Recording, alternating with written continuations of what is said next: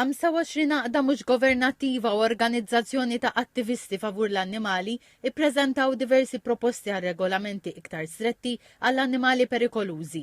Il-miżuri jinkludu fost l-oħrajn amnestija żamma ta' annimali perikolużi u li għadhom mhux reġistrati u tiswija obbligatorja tal-annimali perikolużi biex tiġi evitata trobbija legali. L-annimali li se jiġu reġistrati se jiġu msewwija f'temp ta' 6 xhur sakemm ma jkunux eżentati skont linji gwida speċifiċi. Wara 90 ġurnata se jidħlu fis-seħħ miżuri iktar stretti. Dawk li jinstabu fil-possess ta' annimali perikolużi mhux reġistrati jew li jiksru regolamenti wara dan il-perjodu se jiffaċċjaw sekwestru tal-annimali, multi li jistgħu ilaħqu sa 65,000 euro u sa 3 snin ħabs f'każ taħtija. Il-penali se jkunu ikbar għal reati ripetuti. L-attivista Altea Gallia qalet li mindu daħlet fis-seħħa l-ewwel darba il-liġi dwar iż-żamma ta' annimali perikolużi fl-2016 waslu diversi rapporti dwar annimali mhux reġistrati.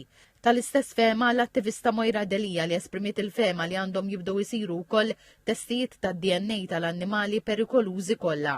L-amnestija kienet l-unika pass il-qudiem li nistgħu nagħmlu biex ikun hawn reġistru updated tal-annimali perikolużi. Importanti li nkunu nafu dawn l-annimali fejn qegħdin kif qed jinżammu u l-amnestija kienet l-unika mod. Hekk kulħadd għandu ċans li jiġi in line mal-liġi. Daryl Grima minn Vuċi għall-annimali qal li l-annimali eżotiċi qatt ma kienu posthom Malta u sostna li huma kontra l-kunċett ta' xi kollezzjonijiet privati ta' annimali.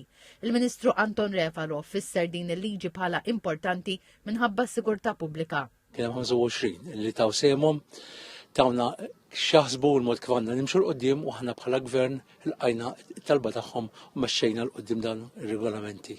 Intant, TVM News staqsa l-Segretarju Parlamentari Alisha Buġeja Sajd x'ġara mill-każ tal-4 Ljuni u Pantera li nstabu fin-naxar lejn l-aħħar tas-sena l-oħra.